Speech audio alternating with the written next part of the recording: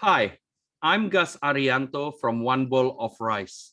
At One Bowl of Rice, we believe in creating better future by empowering others around us so they can be the best light for their surrounding. Today, I'm so grateful to be able to share a story of Nicole Stanmore. She's the CEO of Habitat for Humanity.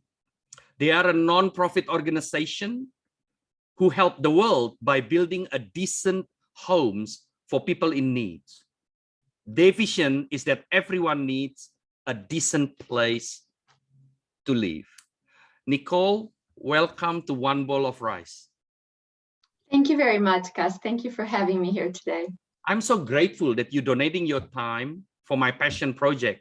You are a special person. You know, it takes very special person to run a non-profit organization focusing on building a house for people in needs. And I hope I bring a lot of justice by sharing your story, your past, and your future intent for yourself and for the organization. So once again, cannot say enough thank you, Nicole.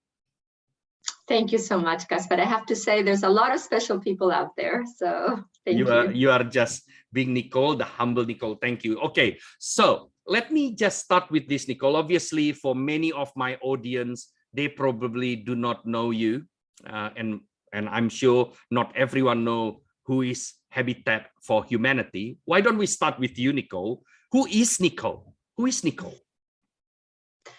Well, maybe if I tell you a little bit about my journey and where I grew up, it will give your audience a bit of a sense of who I am. So I was born in Chile, and I lived there all through the dictatorship, the Pinochet dictatorship, which was quite a tricky time.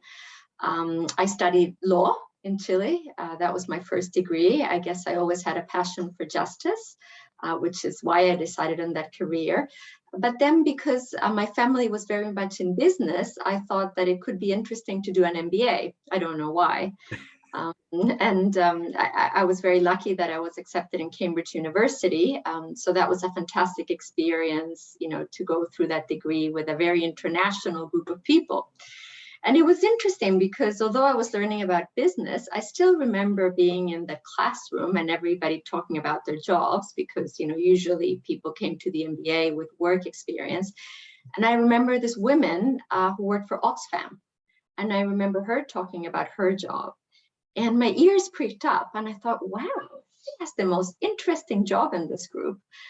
I didn't think much about it then, but now that I've ended up working in the not-for-profit sector for more than 15 years, I do remember that. And I remember, way back then, I was thinking, this is really interesting. I really would like to understand a little bit more about what people do in that sector.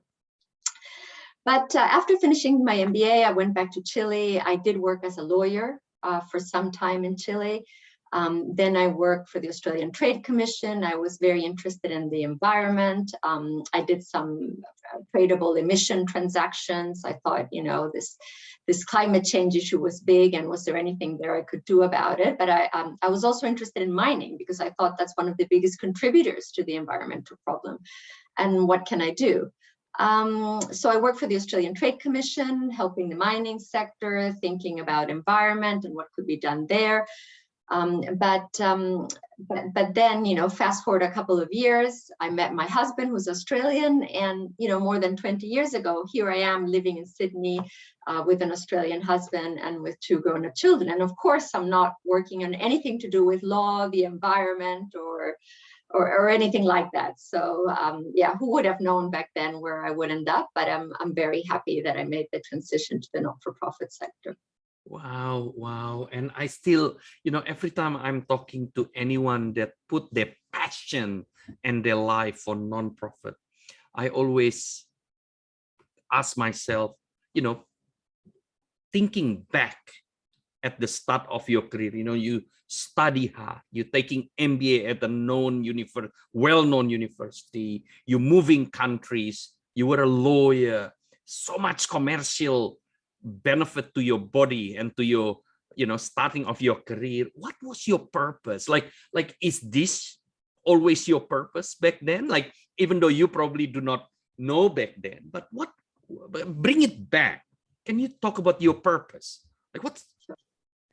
Well, it's interesting because having grown up in Chile, I mean, Chile is not a very poor country. In fact, it's part of the OECD now, but the inequality is terrible. It's one of the most unequal countries, richer countries in the world, I would say. And in fact, there has been terrible protests 2 years ago, and they just had a new presidential election where, it's a very young president who got elected and who's really voicing the concerns of the masses. We'll see what happens. But growing up and seeing this inequality, especially how women and children suffered, it didn't feel right to me. I was very lucky. My parents, were middle class. They were professionals. I had access to good education. But, just walking around the streets, I could see there was so much suffering, and I encountered it everywhere you looked. And it just didn't feel right to me. And although I did pursue a more commercial career in law, and then after doing the MBA, after I had children, I really stopped to think, because I thought, you know what, now work means that I have to leave my small children. And I love working, but I really have to feel passionate about work to leave my children, because I also love being with my children. So that's when it really made me think about my priorities. And I thought, yes, of course I need a salary. Everybody needs a salary. But, I want more than that. For me, work has never just been about earning a paycheck. It's always been about something more, about the contribution I can make to the world. And that's when I thought, what I really care about is the plight of women and children. It's just not right that all these women are working so hard to bring up their children. They want the same thing I want, and yet so many of them do not have the opportunities. And that's when I took some time out from work and I started looking online, and I thought, well, maybe I can check it out. Could I find a job that was really fulfilling, that would help me achieve this purpose of helping women and children? And I saw a volunteer opportunity that was advertised on the internet. And it was with good return. It was about helping women in developing countries in East Timor, Philippines, access microcredits so they could start a business. And that really sat well with me, because I really like the idea of not just giving charity. It's about giving somebody an opportunity to realize their potential, to change their circumstances. And microfinance is like that, because when you couple it with teaching people about financial literacy and a little bit about business basics, you're giving them a tool so they can change their life themselves.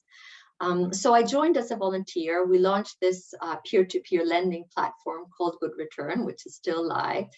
And I never looked back. I just loved it. Now, it's probably the hardest paying job that I ever had to apply for, because it took around 8 months until we had some funding so they could actually pay me something. But I'll never regret it. It was just a wonderful journey. And I also worked with some wonderful people along the way, for which I'm incredibly grateful. And they're still my friends.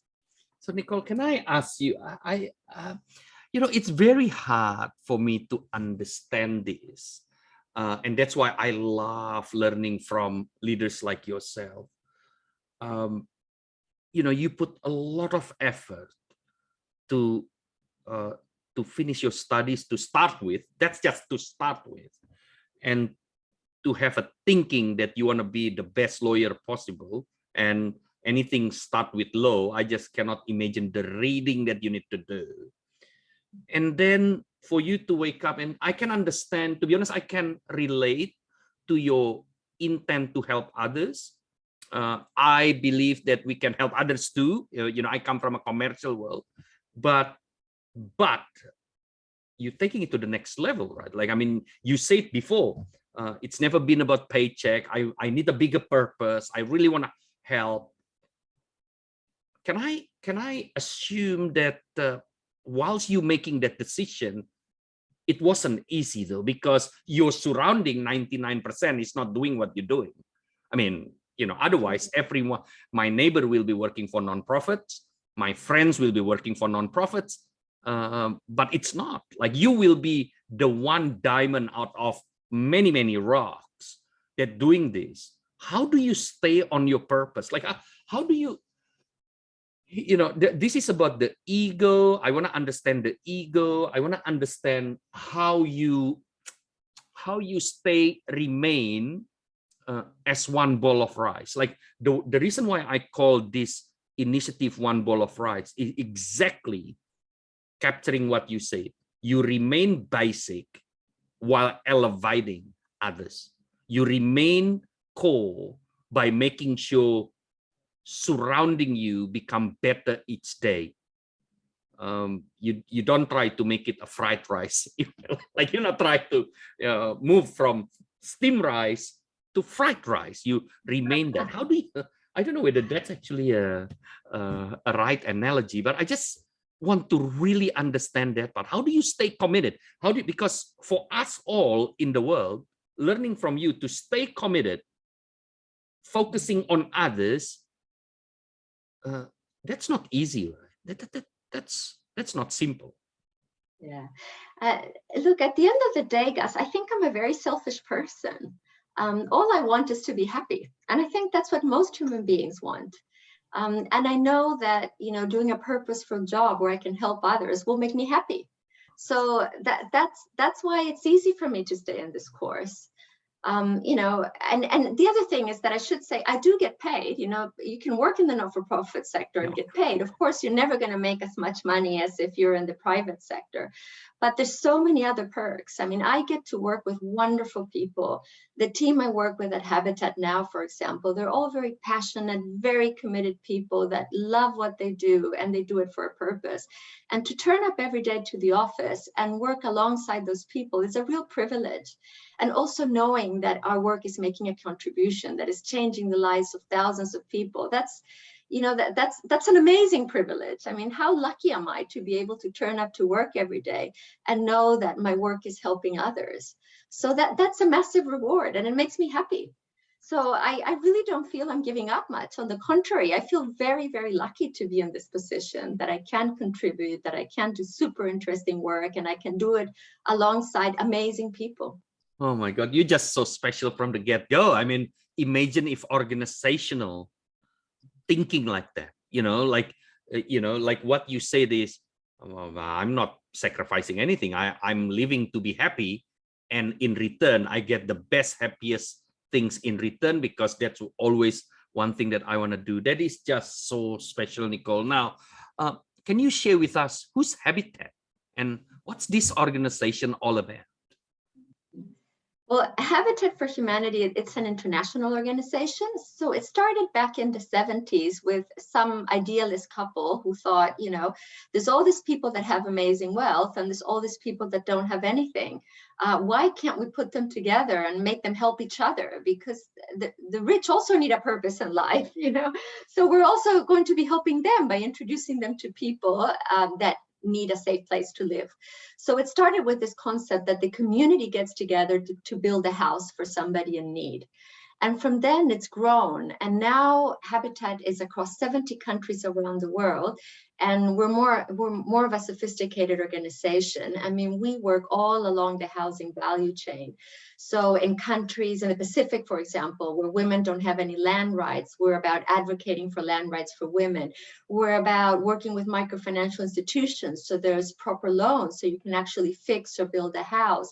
We're about working with the private sector. So the private sector develops product for vulnerable populations that can't afford, high-end products. And of course, we're about working with volunteers. We're very big about still bringing the community and volunteers from all around the world to come together and build those houses for people in need. So it's a really fantastic organization. We do so much work overseas, but also a lot of work in Australia. In the last couple of years, we've been helping survivors of the bushfire fires. And that's been really rewarding, working with people like Elizabeth, for example, who in her 70s, and she lost everything in the bushfires, and she was living in a tin shed that was the only structure that was left standing with no running water. She was having showers at her neighbor's place, and Habitat, with our wonderful volunteers, we came for the day to her property, we cleaned it up, we built small structures, we took out all the weeding, we replanted plants that she wanted in certain spaces, and we also gave her a demountable home. So last Christmas, instead of, you know, having Christmas in a tin shed, she actually had a 2-bedroom, you know, very modest home, but at least it had a bathroom and a kitchen where she could have her Christmas meal. So that's the type of work we do in Australia. We also help victims of domestic violence. Again, you know, it's all about repairing the place where they're living. So we partner with domestic violence accommodation centers. And again, we send our wonderful volunteers. Many corporates actually support us in this program. And we paint and fix the domestic violence accommodation centers. And we will be building actually a 9-bedroom house now. So, and it'll be for Indigenous women escaping domestic violence. So we're really, really excited about that project.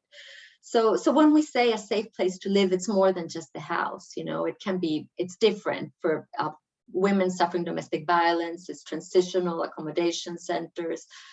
For victims of bushfire, it might be, you know, demountable homes, whatever we can do. And if we can help them rebuild their permanent home, we will do so. So yeah, it's anybody that needs our help and needs a place to call home. So Nicole, you know, when I went to your website, you know, the vision is to provide a good home for people in need. There's millions of people around the world that require a home, let alone overseas. In Australia alone, we have a lot of homeless. We have a lot of people requiring home, not to mention tragedy that happened, whether it's bushfire, whether it's floods that require fix. How do you stay true to your purpose and selecting the right people in needs across the globe? Because you have a limitation too. The fund is not, you know, uncapped. There will be, you know, a lot of consideration. How do you work through that, if you happy to share around that? Yeah, well, you have to start somewhere. You know, it's a very big problem, and we know that 1.6 billion people around the world don't have a safe place to go home. So, you know, it's massive. But since the 70s, we've helped 39 million people repair or access a new home. So yeah, so, you know, it's quite amazing what you can do. I mean, from a grassroots organization that Habitat was in the 70s, now we're global. We're very big in the US, and we're making real impact. So yes, we can't help the 1.6 billion people today, you know, but we can start somewhere. So we usually start in the poorest communities, and we also need the funding. So it's like a chicken and egg, you know, where's the need, and do we have the funding available to start the work that we need to do? And that's how we do it. So yeah. When we talk about funding, I remember when I spoke to one of the CEO of a non-profit organization called Blue Dragon. They the non-profit organization who save children in trafficking. And Michael Brosowski, he's an Australian that live in Vietnam, said the main difference between commercial and non-profit, any money we get gone at the same time. So we can't save money because we get money, we need to spend it. It must be tough for you, right? Like I'm trying to understand this, because my intent as a business leader in my other side of the hobby, yeah, as I work in the organization, is to save money for the shareholders, to make sure that, you know, that's what intent. But you are different. You get money today, that money gone. You have no clarity of what money coming next year, but you have a big purpose for the next 10, 20, 30, 100 years. How do you manage that feeling as a leader? You know, you have a long future ahead with a limited understanding of how much money can come in from the help of people around the world. Yeah, well, it's very challenging, but it's also very exciting, because I think about our supporters that give us funding as shareholders, but what they're looking for is not a return on investment in terms of money. They're looking for a return on investment in terms of impact. So if we can help the most number of people and really make an impact in the lives of the people we help, then our shareholders, who are our funders and supporters, should be very happy. And in fact, that's how we treat them. We send them all end of year impact statement. And we've said, thanks to your support, we've been able to help 26,000 people. And this is just Habitat Australia. And in Australia, we've been able to help 213 property owners that were affected by the bushfire. And we've also helped hundreds of victims of domestic violence because of the work that we have been able to do with your support, repairing and painting crisis accommodation centers. So that's the type of reporting we give back to our donors and supporters. But, you know, it's interesting what you say about all the money going out. I think it's very important that the not-for-profit sector applies commercial business principles also. So our commercial business principles is that, yes, we're not looking for profit, we're looking for impact, but at the same time, we have to be sustainable. So, you know, a big job for us is to have enough reserves so that if the money dries up tomorrow, we can still survive for at least a couple of months so the organization doesn't die. Because if the organization dies, who's going to do our work? Yes. And so that's also very important. So actually, you know, studying the MBA was really useful for me because I apply those disciplines all the time. Strategy, you know, we have to have a very clear focus and very clear strategic intent, and we have to articulate that clearly so everybody knows what we're trying to achieve, and we are not dispersed and try to achieve everything and anything, because that's not possible. We have to be able to say no to things. And, you know, financial discipline, we have to manage the organization with financial discipline so that we can continue to do our work way into the future. Wow. And Nicole, can I also ask you this question? So obviously, just like my understanding, like everyone, you know, your journey will also include challenges, you know, big challenges, even imagining trying to move from one countries to another, try to set yourself, trying to move from commercial to non-profit, whatever it is. Are they the top two challenges that you can share that help you to be a better leader today? Yeah, I think my biggest challenge was lack of confidence. You know, I was always a very good student. I mean, I enjoyed studying, I did well academically, but I wasn't very good at failing. And I couldn't stand failure. And I think if you want to be a good leader, you have to be able to fail, because if not, you're never going to try new things. And I think as I grow older, that has been my biggest development, you know, gaining the confidence to take risks, that it's okay to fail. What's not okay is not to try. And I was very lucky because I've had some wonderful mentors. And the first place I worked, Good Return, the not-for-profit sector, I worked with a wonderful person, Guy Winship, who was a CEO and founder. And he was a real mentor. He taught me so much about leadership, about how to motivate people. And also he was a real supporter. He really believed in me. And that really helped me grow my confidence. And I've been very lucky. Along the way, I've worked with some very generous people. And, you know, hopefully I can do the same for my team, because I can also see some very amazing talent around me. And I do try to give the team confidence that, you know, they're empowered. They can do things. They can innovate. They can try new things. There's no problem with that. The problem is not trying and always doing the same, because that means everything is going to stay the same. We're not going to be able to achieve more impact. So that's the type of culture that I try to foster in the organization. I mean, it's crazy to think. So I'm talking to a CEO of a known organization, Habitat for Humanity. My question was, what are your biggest challenges that you can share? And with ease, like I don't even feel like you must be a very authentic leader, because you just say it as is. I'm not confident.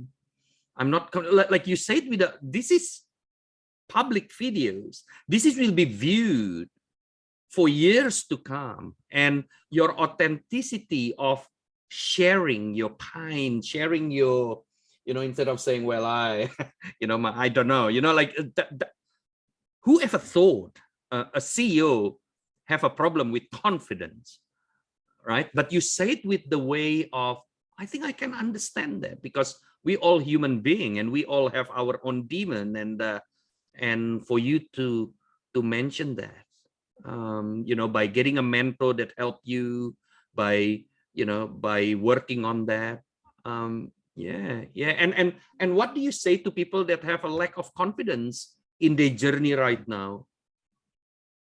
Well, it's interesting because I think lots of people pretend they are very confident and sometimes may come across as arrogant. Yeah. So confidence is an internal thing. And it's a journey, and we're all in a journey, and we have to work through different issues. So just the fact that I can say it now means that I really do feel very confident because, 10 years ago, I wouldn't have told you this because I would have been petrified. I would have thought you're going to really see me, you're going to understand. But now, actually, I do know what I know. I have proved to myself what I'm capable of. Of course, I also hope I understand my shortcomings, which I think is just as important as a leader. If you don't understand what your failings are, I believe you can't be a good leader. Yeah. So yeah, it's okay. It's about self-awareness.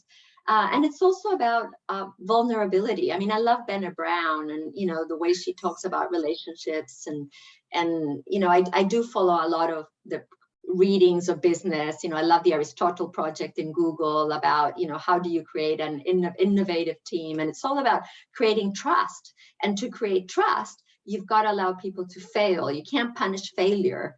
And the way that you build trust is by sharing vulnerabilities. So if you're not willing to share your vulnerabilities, well, you're not going to build trust, you're not going to have an innovative team, and you're not going to achieve. So it all goes hand in hand for me. So I have no problem, sharing what my weaknesses are. And in fact, if you want to talk about weaknesses, another one for me is that I hate conflict. But I understand that as a leader, you have to face conflict. So I don't shy away from it, but I hate it. And I always start difficult conversations by sharing that with my team. And I say, look, this is hard for me. I like making people happy. I like giving good feedback. But, we have to face the music. We have to talk about the truth. And it's not easy. And I hate, I don't like this, but we have to do it. So there you go. This is what's happening. So, yeah. It's an interesting topic that it took me years to understand this as well. My coach that I mentioned so many times in my either leader talk or bowl of rice for the last 2 decades, I have a very close coach that developed me today. And she always said, her name is Graciela Schwartzberg. And she said to me many, many times, Gus, just remember, I know as a kid you like Superman because that was my heroes. The thinking of he's standing strong, laser eyes, unbreakable. And she said to me, if Superman exists today, Superman can't help anyone because no one will go to him and say, I have a problem. The cracks in a leader allow other people to actually go close and open up. And that's just unbelievable what you say. Like you share your weakness openly, which I think confidence and hate of conflict, no doubt, it's actually couple of the things that difficult to master. Because every leader in the ideal world, we just want to have a good time, giving a great feedback, clapping together, not sitting down and say, hey, we're doing not a good job. Like, I mean, that must be very, very tough, right? Even for me, same thing.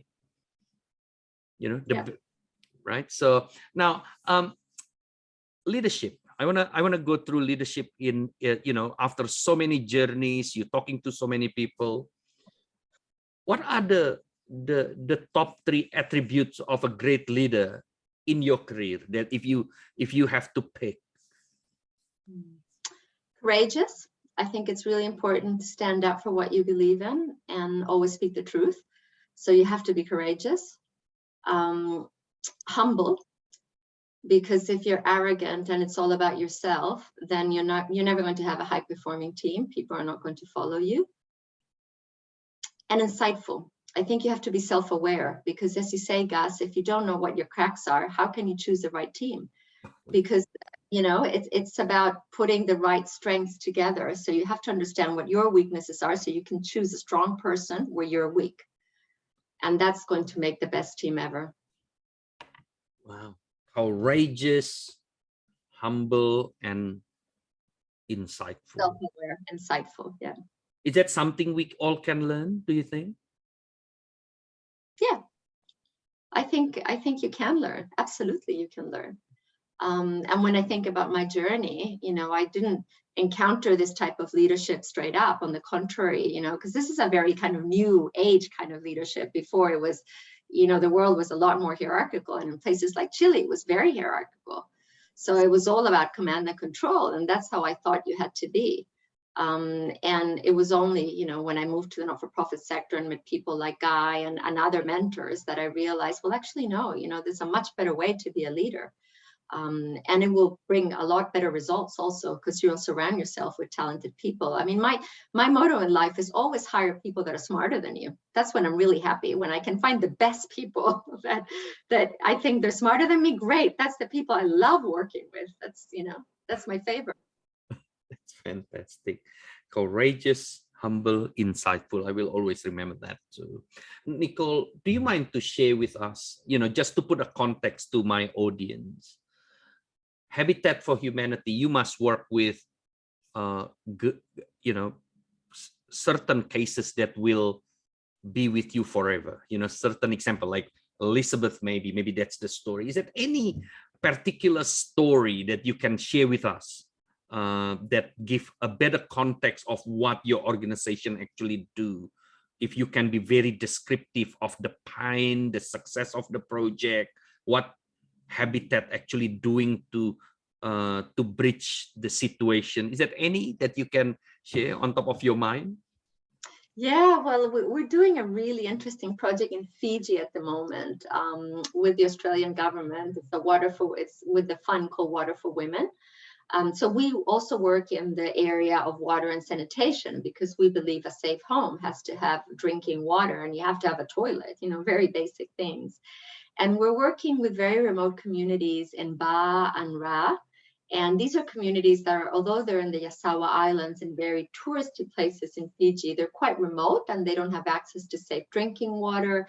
And with COVID, they have suffered a lot, with tourism being banned in Fiji, and also the fact that they've had to learn new hygiene measures to keep the disease at bay. And I remember visiting pre-COVID and taking a kava offering and slowly creeping up to the village, and the village chief came out, and I sat on the floor with a group of women that we were delivering some behavioral change workshops to. And it was really interesting. And, some of them spoke English, and there were a couple of men, but we're mainly trying to work with women. And what I loved about that project and that interaction was learning that the women were part of the leadership group in the treatment of water. And usually these are very traditional societies. Women would not be heard and they would not have a voice. And the fact that they were leading the village in these areas, it's the same as Australian women getting the vote. So that's how, life-changing it is for these women. And I just loved how, the women talked and asked questions, and you could see that they were so empowered to take on this leadership role. And, being a woman myself, I love it. I love it when I can see this confidence building and women leading the way. Because, I think if societies can do that, we will have real change in the world in so many different areas. Nicole, it's funny when you talk about women leading the world. I believe if women leading the world will change. I personally believe that. So just a personal story. So not long ago, one of my team member had a tragedy where he found himself having brain cancer. And throughout that process, another colleague of mine, the wife, had the illness as well not long ago. And she said to me, if we all want to win against difficulties, we need to fight like a woman. And I said to her, what do you mean by that? And it took me out to a certain areas of, wow, that's actually true. She said to me, in the generation, men go to war, right? We fight, we don't cry. We just fight, either we win or we die. That's how the build of the, but the reality is women fight differently. Women do cry, but women never stop feeding the families while they cry. Men either win or cry and nothing in between. We don't work when we cry. When we cry, we stop, right? When we cry, we stop. Don't worry about whether the wife eating, the children hungry. But women all over the world, you lead, you have a husband and the kids or a partner or whatever it is. And while you cry, you still do the task to help your surrounding. And I think the new era of leadership have to be like that. It cannot be the era of you have to be the toughest, the brightest, the bravest. And then when you're not there, you stop. Well, the world have to move on. You need to fight like a woman where you are crying in pain, but you still have to cook for your family. And this is what she said to me. Man, if you become a mother, whether you have cold, and I said, and I laughed because he said, because when my husband have a cold, the world stop. In bed, the world stop. There is no one work on anything. When I have a cold, I need to do something. Imagine world where women leading the world. I think I believe that. Like I do believe that, and I see strong, successful women running great business with a lot of empathy. And I do hope the world can see that, like yourself right now. Like you know, like yourself right now. I think that's just incredible. Just thank you. Just absolutely incredible. And Nicole, now the other thing as well I want to ask, right? So there's a lot of non-profit organization, right? Not one, not 2,000, millions maybe. How do we help Habitat for Humanity? How do like, so, you know, when we think about non-profit, help always equal to money. Like the people go across, but I have limited money. That's how selfish the world, I think. We have limited money. You know, I'm saving the money for buying my car or buying my Rolex, like, you know, like whatever it is. How do we help you? What are the things people can help? If there is audience watching this, how do we help you or be part of this great initiative all over the world? Thanks, Gus. Well, Habitat for Humanity is quite unique. I mean, yes, of course, we love financial support, but you can actually do more because we have a big volunteering program. And if you go to our website, you will see lots of volunteering opportunities in Australia, and when the borders open up once again, overseas. You can go overseas for a week to Cambodia, Nepal, and build a house for a family in need together with the family. Or now in Australia, you can just go with a group of friends and volunteer in the South Coast and the Blue Mountains, Southern Highlands, and help survivors of the bushfire. So, you know, do you need to be a builder? No, you don't need to have any kind of knowledge. I'm not a builder and I've done it. You just need to have a smile on your face and you need to be willing to work hard, and it'll be about planting trees, about taking out weeds, about maybe building small structures. If you're a company, you can send your staff to volunteer for the day. We have a big program in International Women's Day, which runs the whole month of March, where you can send a team of 10 volunteers to paint and repair crisis accommodation center. These are centers that are housing women suffering domestic violence. So you can do that. So there's lots of ways to get involved. It's all Talk to me about that, Nicole. Talk to me about that. So in March, you have an initiative where we can send, if you're running an organization out there, we can send our team to help out. Can you be more descriptive? What exactly we need to do on there? Sure. Well, you need to go to our website, www.habitat.org.au, and you will see under volunteering in Australia, you will see that we have this initiative. So you have to register your interest. You have to book the days in advance. And you can send a team of 10 volunteers or less, or maybe we can accommodate more if there's enough. That's the corporate partnership manager who, you know, has the detail. But basically, these people don't need to have any type of skills. All they need to do is turn up for the day. It'll be at a location near a city. So we run these days near Brisbane, and also near Sydney and near Melbourne. There'll also be some opportunities to volunteer, and you will either go to a single-headed female household, maybe an Indigenous household in Brisbane, or it'll be a domestic violence accommodation center that houses women and children. They usually stay for 3 months. So the rooms have a lot of wear and tear, and they'll be quite dirty when you get there. And what you will do is we'll give you paint, we'll give you instructions.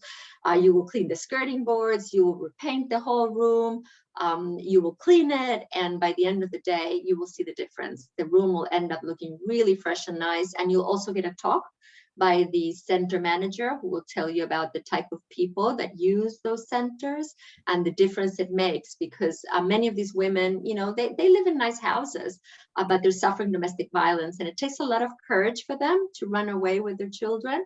And so if they come to a place that's full of cigarette marks and dirty, they will go like, I'm not putting up with this. You know, for my children, I'd rather go back to my nice house, even if my husband is being abusive. But if they go to a room and it's freshly painted and it's looking nice, and there'll be a social worker there who helps them, they might go, okay, I'm going to try this for a week, see what happens, and slowly we can help them get back on their feet and rebuild their lives in a proper way. Wow. I hope my audience will listen to that and tuning in to your organization. Such an inspiration. Now, Nicole, we are at the end of our session. So let me try to summarize all the important message come from you. You starting by sharing who's Nicole, you know, a person with a strong purpose to help. Then I dig and say, well, purpose can come in a different way, but you choose the purpose to be involved with nonprofit, where without any secret, we know it will be more challenging.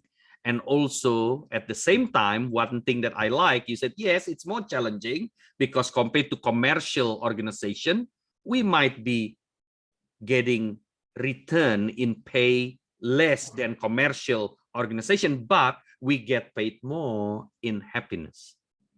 And I love that, because even now through your smile, we understand that people have a choice how they get paid. For you and your organization, you have a choice to get paid by $1 that means happiness. And I think you get that. Then we talk about your challenges as a leader, because I think it's false to think that leaders have no challenges. And you said openly that, you know, you are not confident and you hate conflict. And that's one thing that, you know, you try to learn and improve by also having a mentor, by working with within yourself to be a better leader today. And what I learned from that is when you said that you're not confident, yet you share your weakness with confidence, that means you are very confident today. You are actually absolutely confident, because you don't put a fake jacket within you. And I think that's so special. You know, one bowl of rice represents the basicness of the food itself in Asian culture, obviously. And in the absence of rice, the food around it will never be a cuisine. And I think that's what you show as well. You just basically, hey, this is who I am. That's my challenges.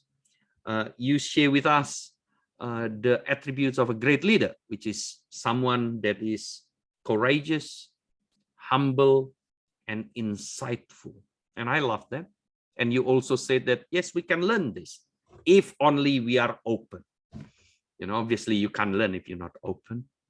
Then we talk about Habitat for Humanity. You know, when I go to your website, I thought we're only talking about building house, but it's more than that.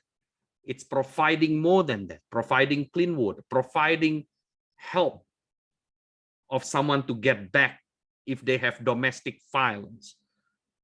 And then we close it off this conversation by saying you can help this great organization called Habitat for Humanity, not only with donating money, of course, every nonprofit organization will require money. So any one of you that have a spare of $1, whether it's $1 or more, go to the website and start donating, because they impacting people in needs all over the world. In how many countries? 70 countries or something, you say? Since 1970, 39 million people has been helped. That is incredible. But you also can donate your time.